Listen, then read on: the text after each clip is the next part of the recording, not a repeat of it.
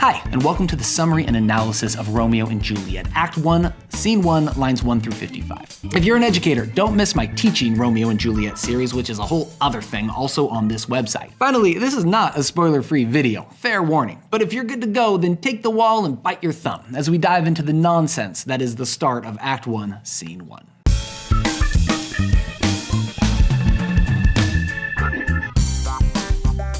So this episode isn't like the others. This play begins with 40 lines of dialogue from two characters that do not matter in the slightest, and their conversation is just the worst. It is full of puns and wordplay and cultural references we are 400 years away from understanding.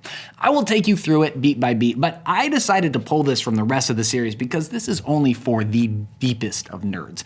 It is not without value. They establish some thematic stuff, but going this deep into parsing their archaic references is not for everyone.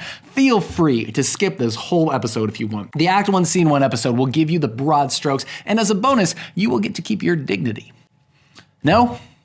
All right, nerds, let's do this. So, Sampson and Gregory are servants for the Capulet family. They are dudes. They are thugs. They are prowling the streets of Verona.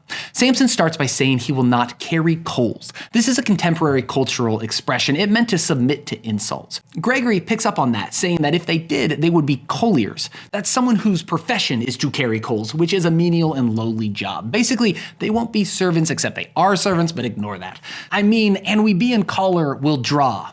Yikes. Carry coal to colliers to collar. Collar is one of the four humors. What's that? Well, cutting-edge science of the time held that the body was basically made up of four things: blood, phlegm, yellow, and black bile. Collar is yellow bile, and in excess of that, they made up, would make you angry, so they'll draw their swords. The humors, I can tell you, are nonsense, and from what I can tell from this woodcutting, also closely linked to forehead angle. So carry coals, colliers, collar. Next up is collar, as in like a noose. Aye, while you live, draw your neck out of a collar.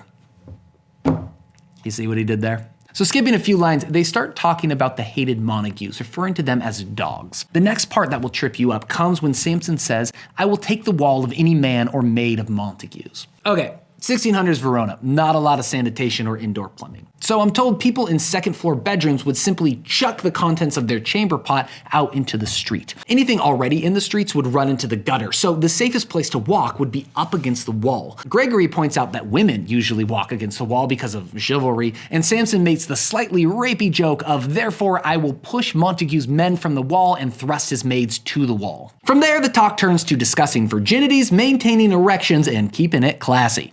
I made up that last one. Finally, mercifully, they spot two Montagues, Abram and some guy. What's interesting here is they want to pick a fight, but they are super careful to make sure that they are on the right side of the law when they do. Sampson elects to bite his thumb as they pass, which is like flip him off. Abram asks, "Hey, did you just flip me off?" Now, Sampson can't say yes, because then he started the fight, but he can't back down either, so he takes the middle road. "No, sir, I do not bite my thumb at you, sir, but I bite my thumb, sir." He's saying, "Oh, I didn't flip you off, I'm just doing this." A few more back and forth, and then they come to it. Abram asks if their master, Big Daddy Capulet, is better than Big Daddy Montague. At this moment, Gregory sees some more of his crew coming around the corner, so they shout out, "Better," and that starts the giant brawl. And that's the first 55 lines. Like I said, it's only kinda worth it. Thank you for watching. Be sure to check out the complete summary and analysis and teaching series, teaching unit, and all of it available at onedayahead.com. Next time, we head to Act 1, Scene 2. We'll see you next time on One Day Ahead.